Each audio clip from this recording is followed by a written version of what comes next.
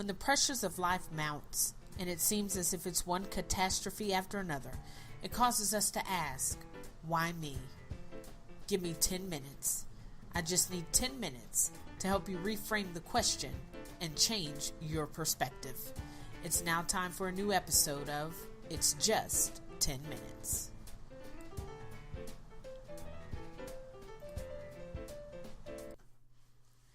If your life has been anything like mine has been these last few weeks, there's been a time or two or three or even 20 that you have asked, why me? Like a whole lot of you in these last few weeks, I've experienced the avalanche of life. It's been one thing after another, and hardly any of it has been good. But as it is with all avalanches, it's all you can do to keep from being buried alive. These last few weeks have allowed me to identify with Marvin Gaye when he said it makes me want to holler and just throw up my hands. I've been left scratching my head, asking out loud, Lord, why me? Now I know I'm not the only one to have these moments. I look at our brother Job. He lost everyone that he held dear and everything he owned in the span of one day.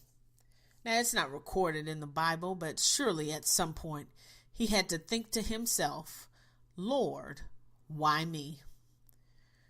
I'm reminded of Paul, the Apostle Paul, a man who had been beaten and jailed and ostracized. Surely on more than one occasion he had to say to himself, Lord, why me? Even Jesus, as he prayed in the Garden of Gethsemane, somewhere in his anguish, he had to wonder, Lord, why me? Now, over these past few broadcasts, we've talked about the frustration of waiting and about the growing pains that we endure as we go through the various situations in our lives. And as we go through these emotions and these feelings, it will cause us to ask, why me? Why am I the only one going through all of these changes? Why me? But I've discovered something. I've discovered that why me? It may not be the right question to be asking. The question we should be asking when life gets hard, when the waiting gets to be too much, the question we should ask isn't why me, but why not me? When we look at the question of why me, all we do is invite doubt to enter our situation. We've signaled the beginning of doubting ourselves and doubting God who is at work in our situation. Why me? Says that there's got to be something wrong with me. That all of these tests and trials, this frustration I'm going through, surely it has to be because I've done something wrong. That's what the world would have you believe. That's their narrative. The world says that if you're going through something, it's because you did something, and now you're being punished. Even in biblical times, if you had a disability or a defect or if you were like Job, losing everything that you had, surely it was because you had sinned or your parents had sinned. Why me? What did I do to deserve all this that I'm going through? Why me? It's the invitation to the pity party you're about to throw. Why me? Turns everything inward and causes us to retreat and fall into a pitiful state, where all we do is bemoan our situation and circumstance and feel as if we will never come out. Why me? It will have us forsaking the assembly of the saints in order to hook up and hang out with others in their why me state. Because misery, indeed, loves company. Why me? It's problem focused. It only allows you to focus on what's wrong, what's not going right. Why me? It lets you play the blame game, blaming yourself, blaming others, and blaming God for whatever state you find yourself in.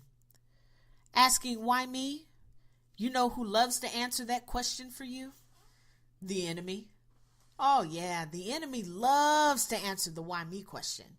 And his answers, they're always the same. I thought God loved you. If he loved you, then why are you going through all this? Where is God? See, he left you. Look at you, all alone, in pain, frustrated. And where is he? Those answers, they always push us further away from God and closer to depression and hopelessness. And none of that is productive. And that's why it's important to reframe the question. Because the question isn't why me, but instead the question becomes, why not me?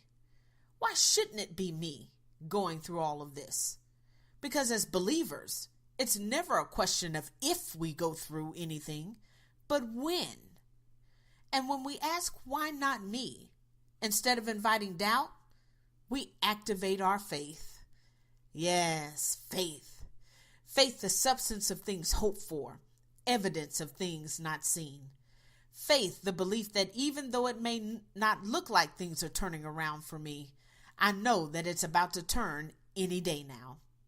And that's what alleviates the frustration of waiting and eases the pain of growing. Our faith. Why not me? The Bible tells us in 1 Corinthians 10 and 13 that God will never allow us to be tempted or to go through more than we can bear. So if you are going through an avalanche, if it seems as if the hits never stop coming, take heart.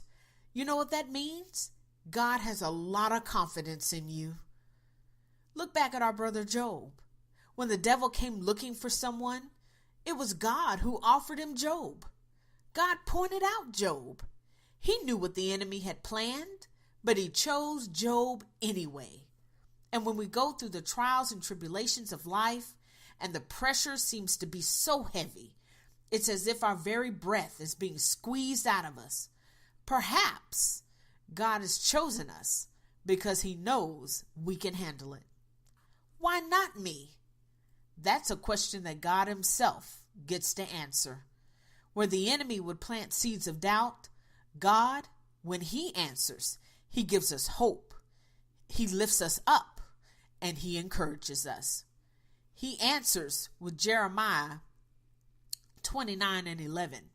For I know the plans I have for you, plans to prosper you and not to harm you, plans to give you a hope and a future. Why not me? Who wouldn't want the prosperous plans of the Lord? Who doesn't want to have a hope and a future in God? Why not me? When we reframe the question, we can reframe our perspective. Instead of looking at our trials like the world does, we begin to see our trials as God does. Our trials, they're a means for God to show us who he is. For in the midst of our waiting, even with his frustrations, he shows us that he's a God who will keep us. When the pain of growing is almost too much to bear, God becomes our balm in Gilead. As the battle rages on and on, God proves to be our strong tower, our protector. Why not me? Those three words hold so much power. So when life seems to be beating you up and tossing you around like a rag doll, go to your mirror, look at yourself in it, and ask, why not me? Ask yourself that question every day, and the more you ask it, the more strength you will gain from it. I'm not telling you anything that I heard. I'm just telling you what I know. So now what? What do we do now? What do we do because we're still waiting? We still have these growing pains. The war within us is still raging. The answer is both simple and complex. Keep waiting, keep growing, and keep fighting. For sooner or later, it's going to turn around in your favor. Take heart. Be encouraged. Stop asking why me. Stop accepting the invite to the pity party for one. Instead, embrace the plans, the favor of the Lord for your life. Why not me? I just looked at the clock. It's been 10 minutes. Thank you for joining us this week. We will be back next week with an all-new episode, a special episode. It's my birthday next week, so I'd love to share with you the 10 things I know for sure. Be sure to keep up with us at www.itsjust10minutes.com. Like us on Facebook, follow us on Twitter. You can catch these broadcasts on Podomatic.com, Spreaker.com, or Podcast.com, and on our webpage. We're also on iTunes, Google Play, and YouTube. And be on the lookout for our upcoming devotional. It's just a devotional. It's coming soon. Thanks for listening this week. Join us next week. You've got nothing to lose. You know why? It's just 10 minutes.